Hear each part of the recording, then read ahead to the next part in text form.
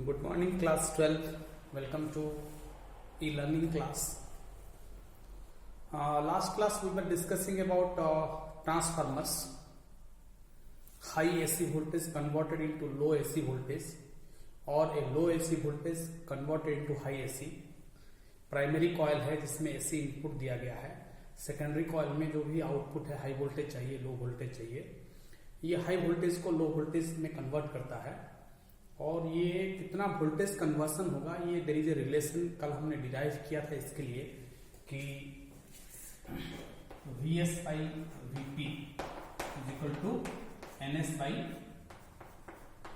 Np.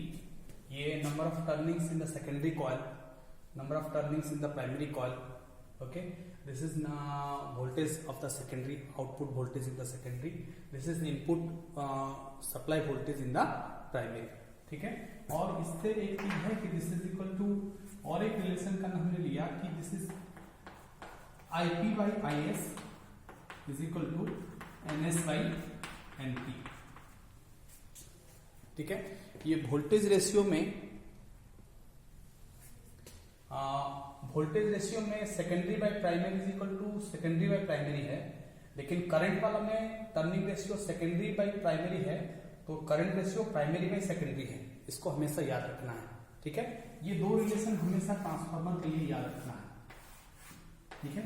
आज हम एक इंपॉर्टेंट टॉपिक पढ़ेंगे और इसका एक न्यूमेरिकल ट्रांसफार्मर का सॉल्व करेंगे. ठीक है. कि energy losses associated with transformer. एक ट्रांसफार्मर हम डिजाइन करना चाहेंगे तो उसमें मिनिमम एनर्जी, उसमें what are the energy losses associated. बहुत सारा ऐसा फॉर्म्स है जिसमें कि इलेक्ट्रिकल एनर्जी जब एक हाई वोल्टेज जब लो वोल्टेज में कन्वर्ट होता है ट्रांसफार्मर में by the phenomenon of electromagnetic induction, उस दौरान a part of electrical energy is converted into heat and that dissipates into surrounding.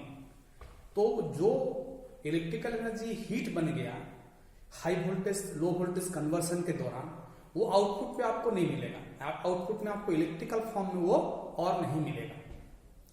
तो ऐसा है कि we have to design the transformer in such a way that minimum heat is dissipated to the surrounding and most of the electrical energy we are getting in the output.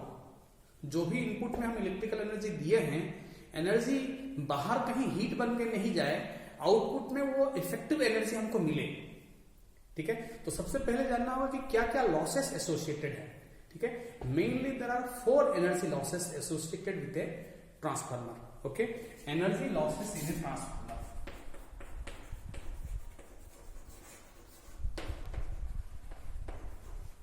Energy losses in a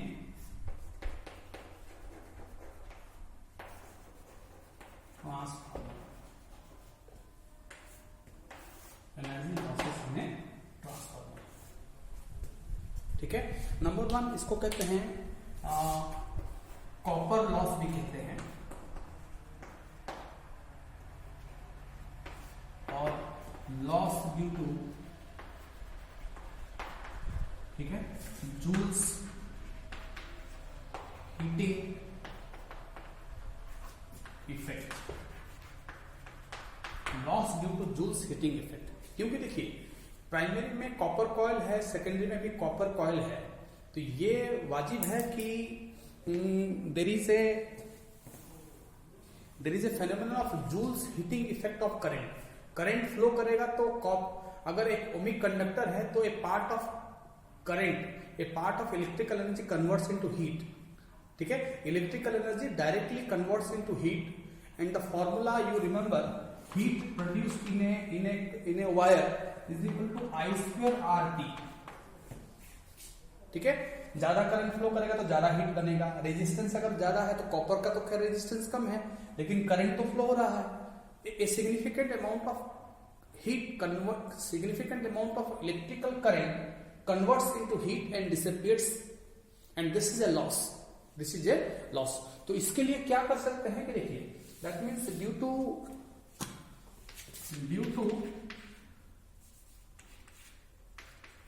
joules,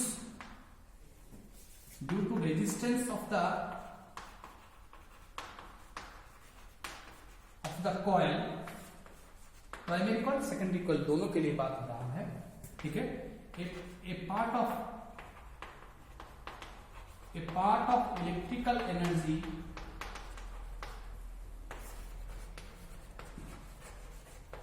converts into heat. A part of electrical energy converts into heat. ठीक है, इसको minimise करने का क्या तरीका है? इसको minimise तो हम नहीं कर सकते हैं क्योंकि कॉपर का तो ऑलरेडी रेजिस्टेंस कम ही है। ठीक है, तो ये जितना कम करंट फ्लो करे वो उतना मिनिमम हीट बनेगा, क्योंकि heat is directly proportional to heat produced is directly proportional to square root of current I square RT। ठीक है, तो ये करंट को अगर हम कंट्रोल करें तो ये हीट डिसिपेशन हो सकता है, शायद हम कम कर सके। ठीक है, दूसरा क्या लॉस है? दूसरा है फ्लक्स, मैग्नेटिक फ्लक्स लीकेज।